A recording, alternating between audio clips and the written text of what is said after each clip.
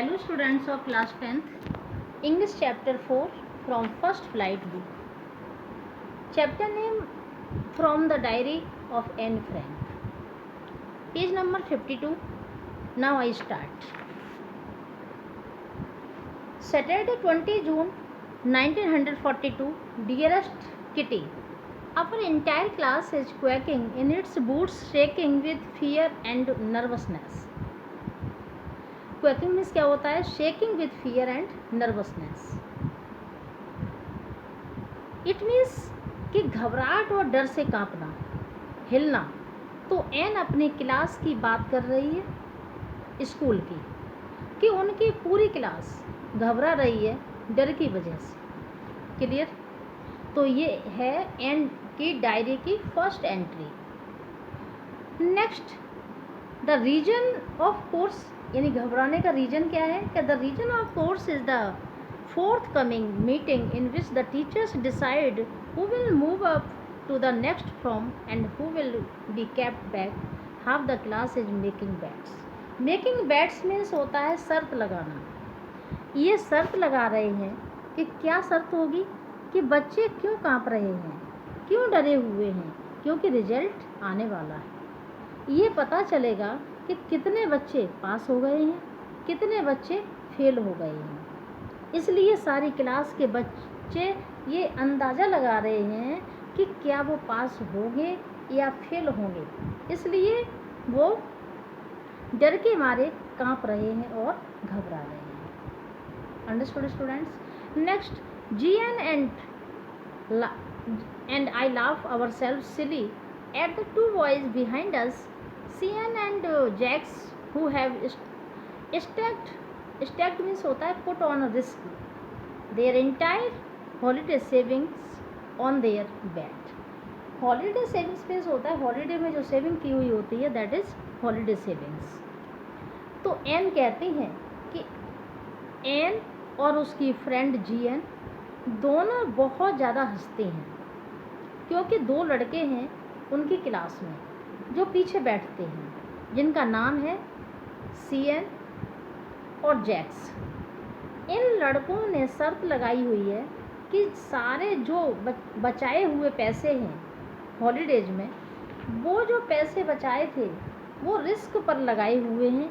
आपस में शर्त लगाई हुई थी, कौन पास होगा कौन फेल होगा. ये दोनों लड़के सारे दिन आपस में यही डिस्कस करते रहते हैं कि कौन पास होगा कौन फेल होगा. उनकी ये हालत देखकर उनकी फ्रेंड जीएन बहुत ज़्यादा हंसती है. वो हंस हंस के पागल हो गई है. जीएन किसकी फ्रेंड है? एन फ्रैंक की. Okay. Next, from morning to night it's you are going to pass. No I am not. Yes you are. No I am not. Anne कहती है कि वो जो दो लड़के हैं सीएन और जैक्स, वो सारा दिन यानी सुबह से लेकर रात तक यही बातें करते रहते हैं. तुम पास होगे? नहीं. मैं नहीं. तुम हो? हाँ तुम होगे. तुम नहीं. मैं नहीं. ये देखकर उनकी फ्रेंड, यानी किसकी फ्रेंड? एन फ्रैंक की फ्रेंड जीएन बहुत ज़्यादा हंसती है. Clear? Next, even GS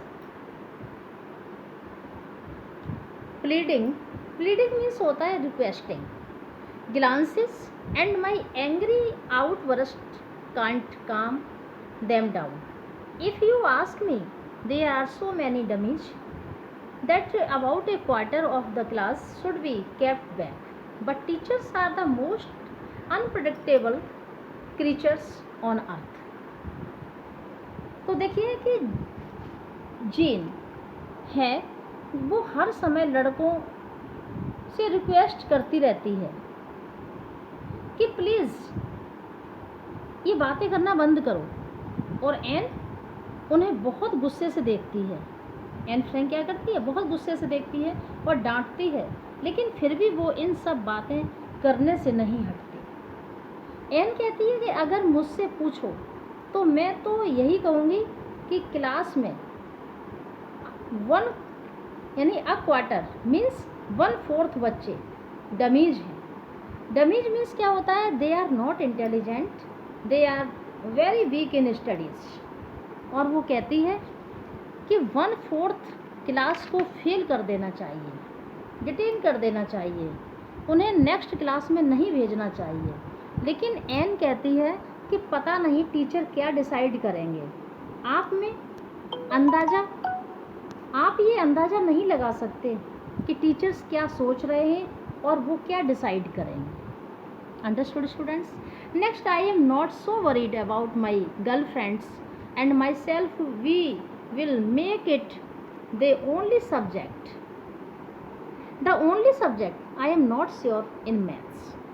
N कहती है कि जितनी भी उनकी गर्ल फ्रेंड्स हैं, girl friends means all those female girls, तो वो कहती है कि एन और उनकी फ्रेंड्स हैं वो पास हो ही जाएंगी।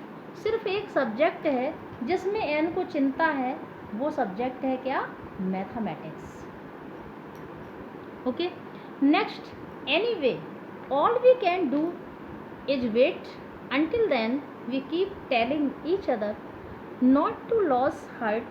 I get along pretty well with all my teachers. Anne और उनकी friends are waiting for the result. Anne Frank और उनकी फ्रेंड्स जो हैं वो किसका इंतज़ार कर रही हैं, रिजल्ट का। Not to lose your heart means होता है अपने दिल को कमज़ोर न करना। अपने दिल को कमज़ोर मत करो कि तुम्हारा रिजल्ट बुरा आएगा, ऐसा मत सोचो। तो एन की सारी टीचर्स के साथ बहुत अच्छी बनती है, वो बहुत फैमिली है उनके साथ। Understood? Next, there are 9 of them, 7 men and 2 women. Mr. Keating, the old fogey, means an old fashioned person है who teaches maths, was annoyed with me for ages because I talked so much. Total, Anne has 9 teachers, 7 men and 2 women. यानी कि female teachers 2 और male teachers कितने, 7। Clear? उनके mathematics के teacher का नाम था मिस्टर कीजिंग। एनॉयड मीन्स होता है एंग्री, नाराज़ होना।